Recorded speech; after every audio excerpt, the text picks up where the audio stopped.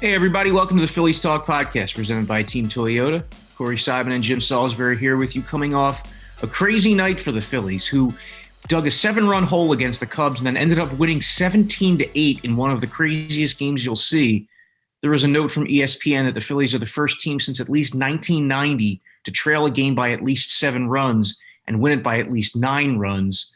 Jim, what did you think of that night from the Phils? It was one of the more wild and amazing nights I remember at Citizens Bank Park or anywhere for that reason. And I've seen a lot of baseball. They looked dreadful in that third inning. They were walking batters. They were hitting batters. They were giving up hard hit balls. They were giving up, laser beam home runs. The crowd was booing. The manager was pulling out pitchers left and right. He used 3 of them in that third inning. J.D. Hammer was booed lustily by the crowd. There was only 20,000 there, but it sounded like 120,000. They were so angry. And there was so much disappointment and anger in that ballpark, even though, like I said, it was only 20,000 people there. It was amazing in that third inning. And, obviously there was a lot going on. They had to use the bullpen, and that's a story in itself, a real sad commentary on the state of pitching in the organization and how they've developed and drafted and acquired pitching.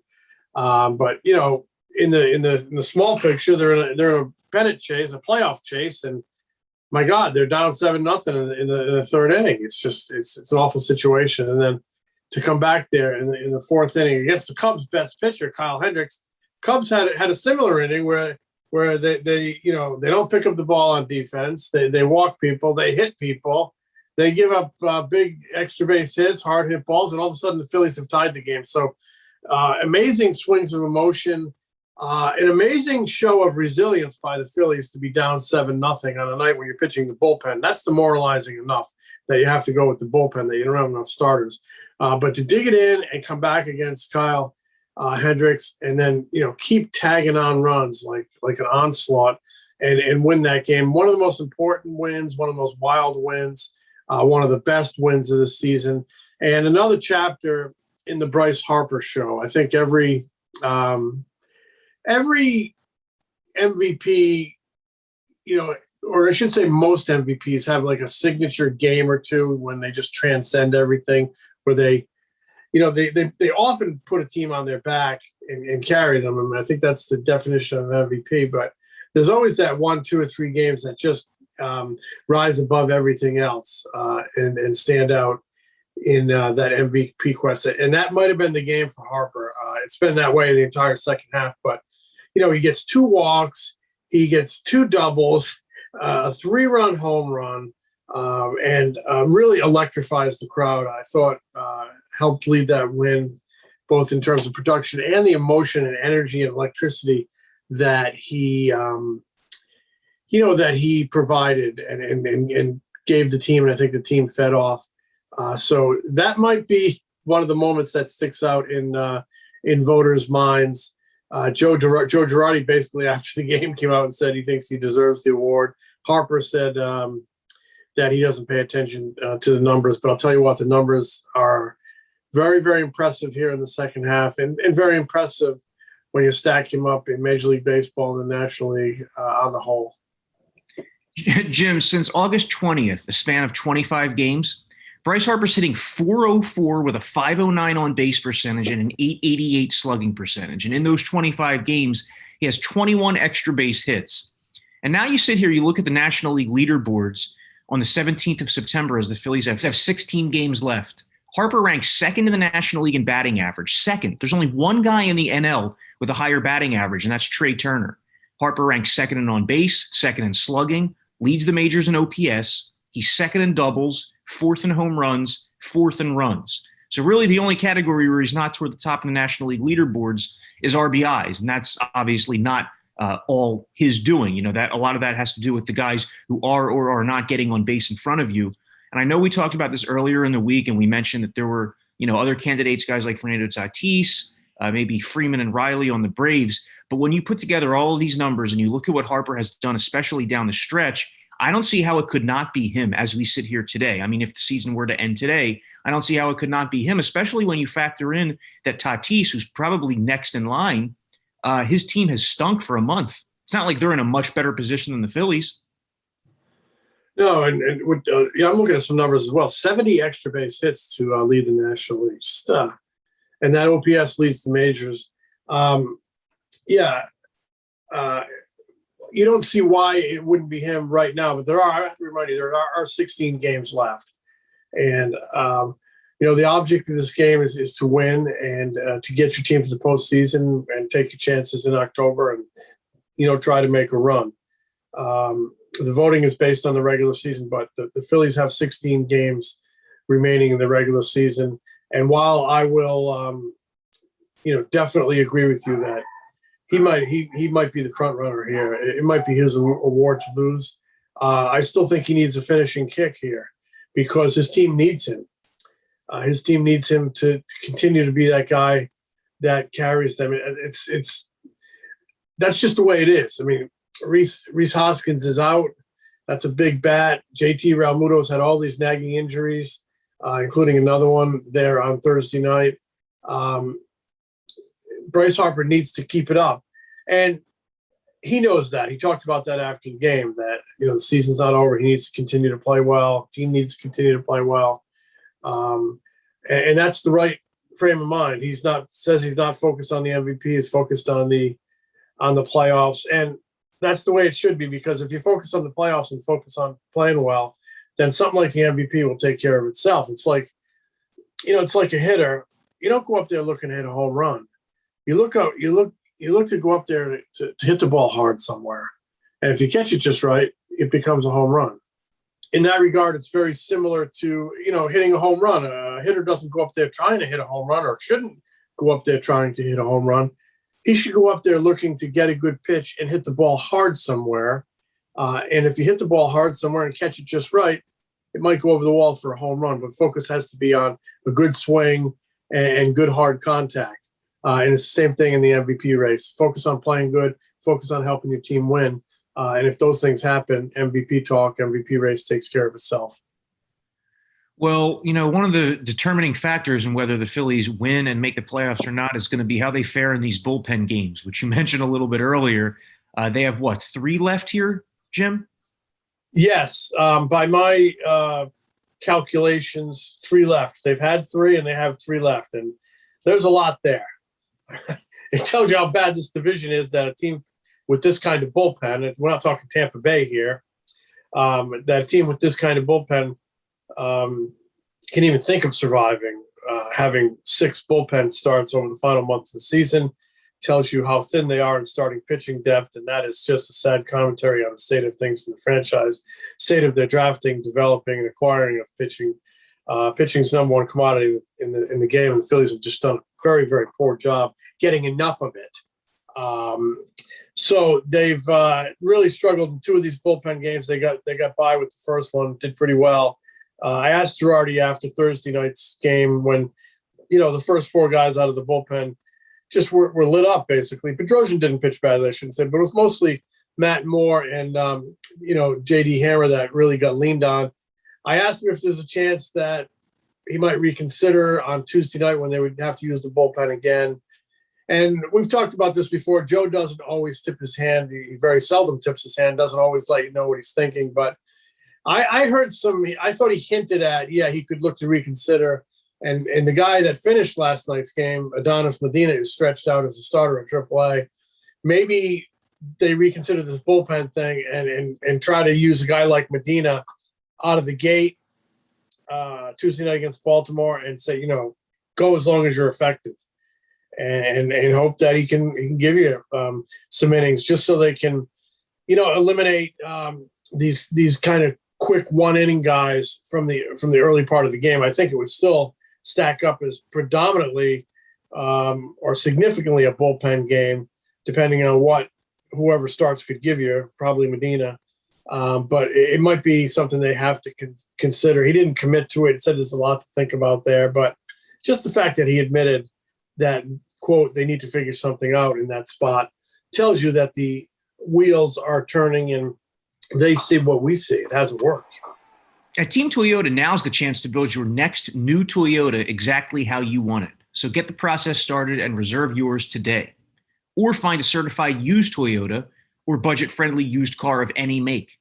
And if you're looking to keep your current vehicle safely on the road, they have a fast, friendly, and efficient service center. Need to fix that dent or make that bumper repair? Their collision center can restore your car back to like-new condition. Or take your current vehicle to the next level with custom accessories like new rims, tints, and more. Just visit teamtoyota.net for more info. What will be the downside in changing that fifth spot to Adonis Medina, at least for one start, to see what he's got? I mean, even if he were to give up 4 runs in 4 innings or something like that, that's what the bullpen's been doing anyway. Right. I don't see any downside. What if he doesn't get out of the first inning? What if he doesn't get out of the second inning? That's what you've been getting anyway. So, give it a shot. I'd say give it a shot. Maybe show the kid a little faith. I guess the other option, maybe a Bailey Falter, but he's just not as stretched out. He was a starter at AAA this year, but he's just not as stretched out.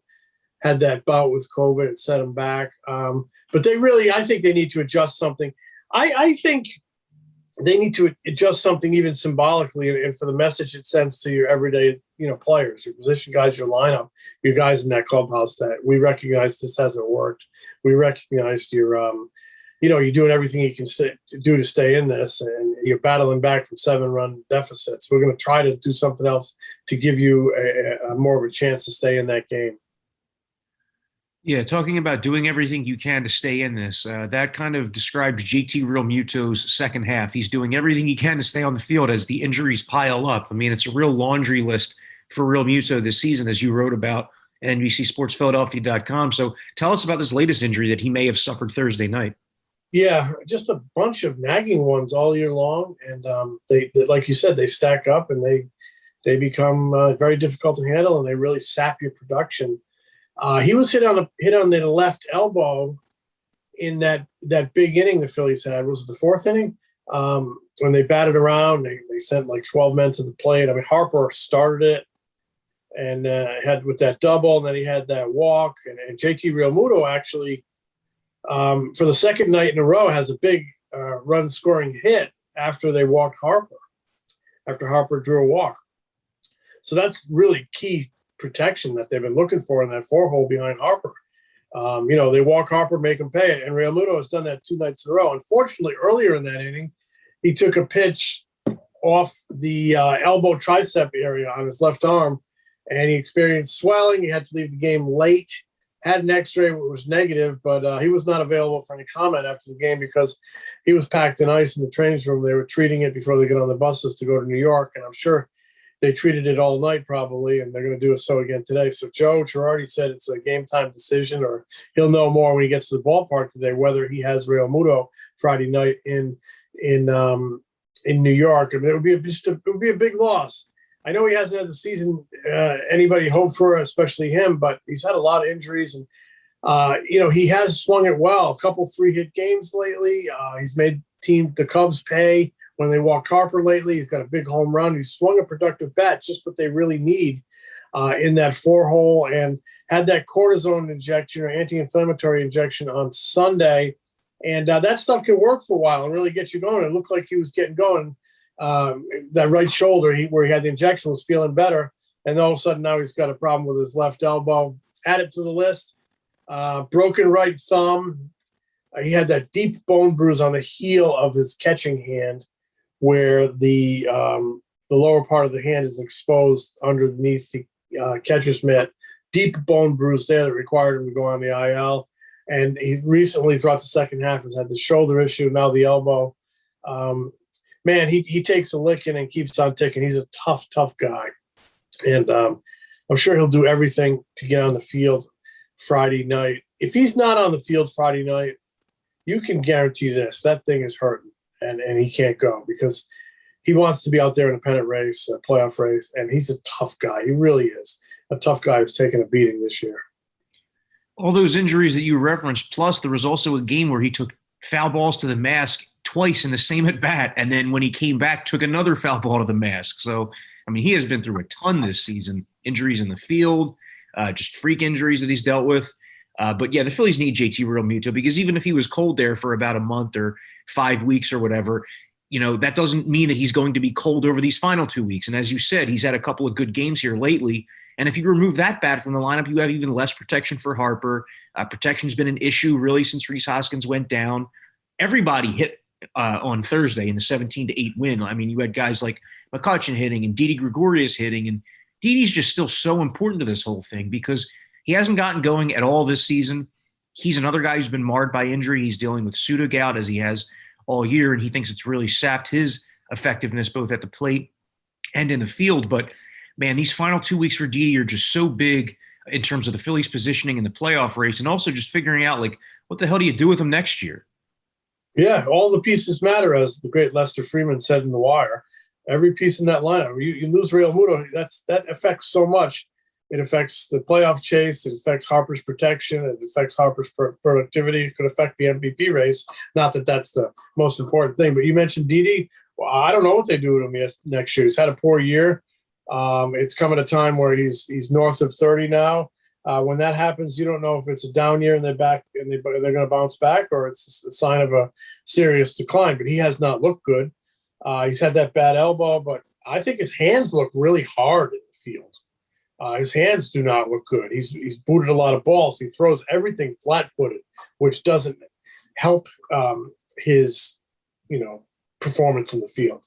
I don't know anything to be wrong with his legs. I don't know why he doesn't use his legs to throw more. That would ease pressure on that right elbow, which has given him problems all year. So I don't know if he's a candidate for a bounce-back season or this is a sign of a decline. But I do know they have him next year at $14 million. I do know that it's going to be if you want to win, it's going to be tough to put him back out at shortstop with the poor defense he's played. That's a fact. I mean, you've gotten poor defense from Alec Boehm when he was here at third base.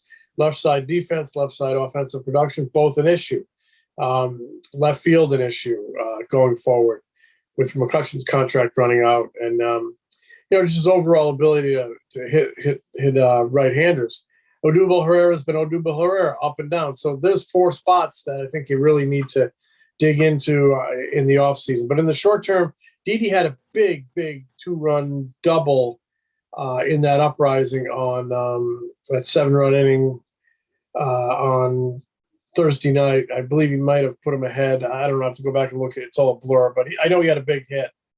And that was good to see. They need some contributions here in the final 16 games.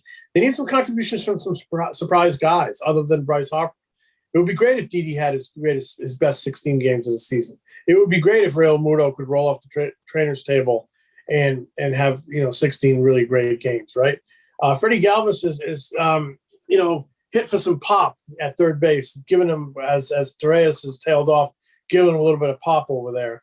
It would be great if Odubel could go on a bit of a tear and McCutchen could finish strong. They're going to need those types of performances.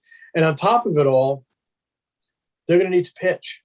They're going to need Aaron Nola to pitch well down the stretch. I get the whole bullpen game thing and the whole opener and just, sort of like small ball your way to 27 outs. I get it when you have the personnel in that bullpen, and they don't have the personnel. So that makes these bullpen games very, very difficult to swallow. The good news is, as you go to New York, you're going with Wheeler, Nola, Gibson. They all need to deliver because the Mets would love to mess up the Phillies season starting Friday night. The Mets would love to zoom past the Phillies in the standings and screw up the Phillies' playoff chances. And it's up to Wheeler tonight to go out there like the biggest, baddest ass in town and say, this ain't happening.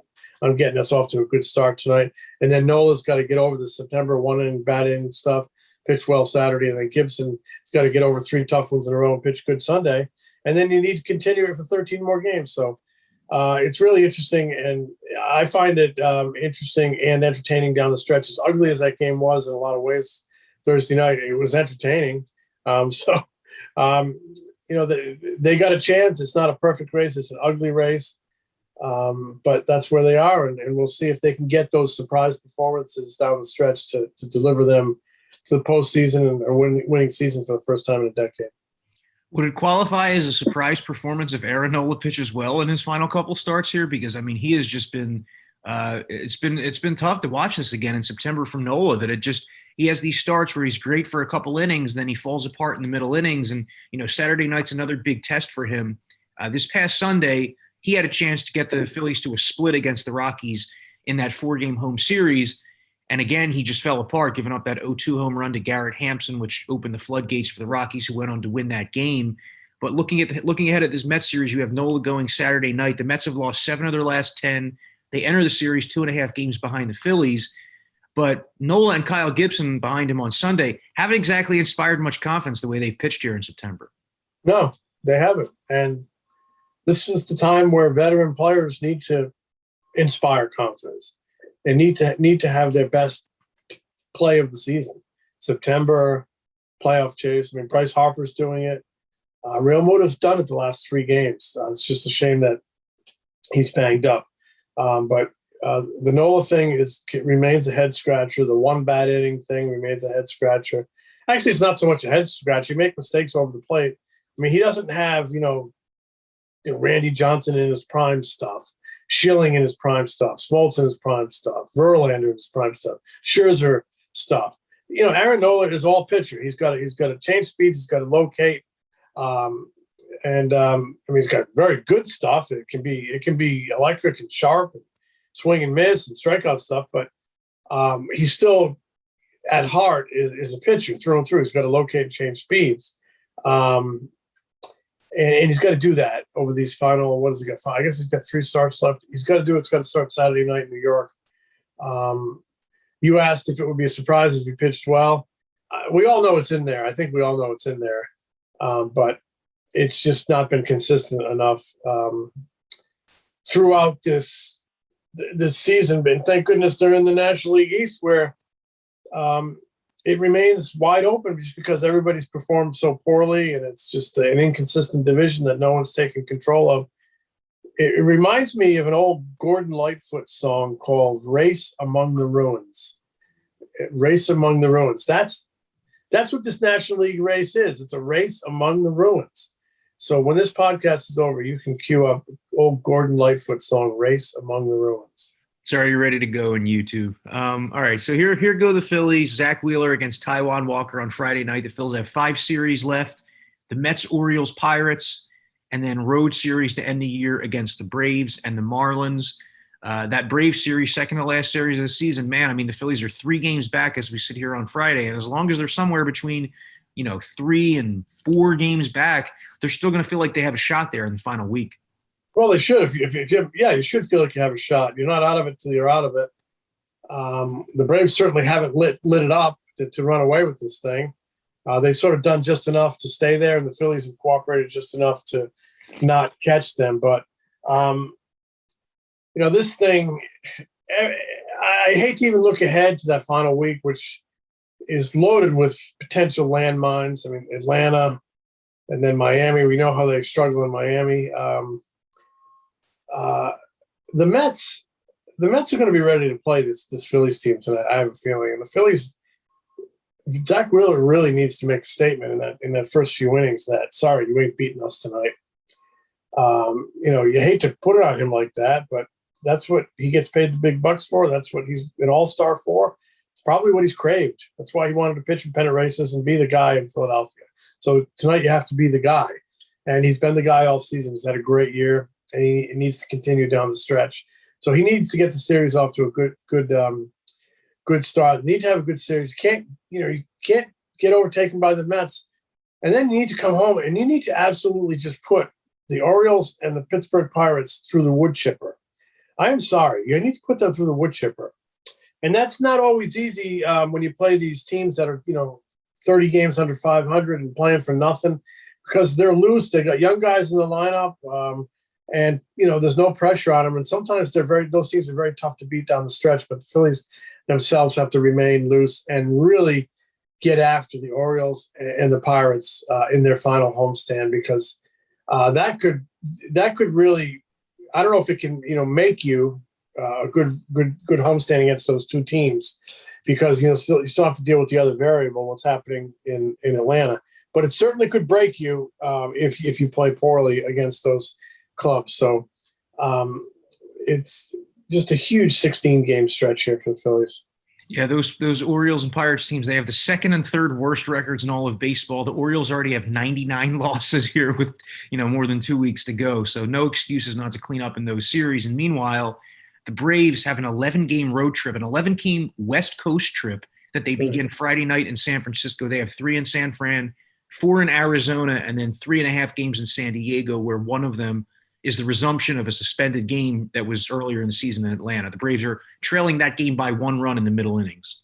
And, that San Francisco series is going to be tough because the Giants, still have a lot to play for, though they had a big champagne celebration the other night for just clinching the postseason, which in itself is an accomplishment. But I think you kind of got to keep those things in check because your real goal is the division. I mean, you don't want to end up in that wild card game.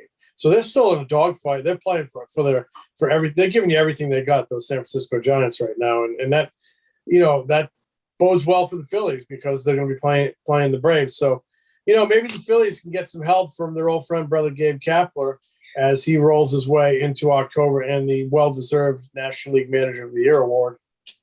How good of a season have the Giants had? So good that they would need to finish with a losing record the rest of the way not to reach 102 wins, the most that the Phillies have ever had in franchise history. So that kind of tells you the dominant season that they've had without really making a ton of headlines. But the Giants just keep on winning. And hopefully, from a Phillies perspective, they win this weekend against the Braves.